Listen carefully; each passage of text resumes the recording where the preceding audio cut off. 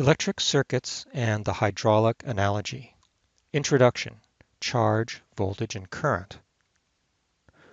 Electric circuits are very much like hydraulic systems. Here we have a hydraulic system, a pump pumping water through a pipe, and that is very much like a battery pushing charge through a wire. These are the hydraulic and electric quantities in units. The volume of water is like the charge in an electric circuit. The flow rate is liters per second in the hydraulic system, or coulombs per second in the electric system, or amps. Potential is pressure in kilopascals for a hydraulic system, or voltage in volts for an electric system. Energy is measured in joules in both cases, and power is in watts in both cases. Let's take a look at a hydraulic circuit. Here we have a reservoir of water sitting at zero pressure. This is a pump that pressurizes the water to 300 kilopascals.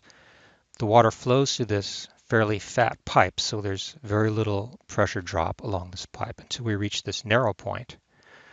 When the water squirts through here and drops from 300 kilopascals to 0 pascals, and if the flow rate is 1 liter per second, then the resistance of this narrow point is 300 kilopascals per liter per second. That's the pressure drop divided by the flow rate. Here we have an electric circuit that's very similar. We start with charge that's at 0 volts in the ground. The battery draws the charge up through and pressurizes it, so to speak, to 1.5 volts. The charge flows through this wire. The wire is a good conductor, so there's very little voltage drop through the wire until we reach this resistor, which partially blocks the flow of charge. The charge drops to 0 volts. If the flow is 1 amp, then the resistance of this resistor is 1.5 volts per amp, 1.5 volts divided by 1 amp. And there's a special term for that, ohms. 1.5 ohms means 1.5 volts per amp. The power is the flow rate multiplied by the potential. In the case of a hydraulic system, power equals flow rate times pressure. In this example, we have a flow rate of 1 liter per second and a pressure change of 300 kilopascals equals 300 watts.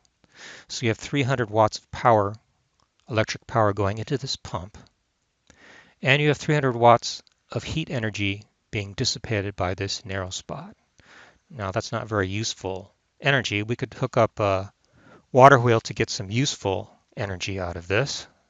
So 300 watts in, 300 watts out. Now, similarly, in the electric circuit, power equals current times voltage. Current is like the flow rate. Voltage is like the pressure.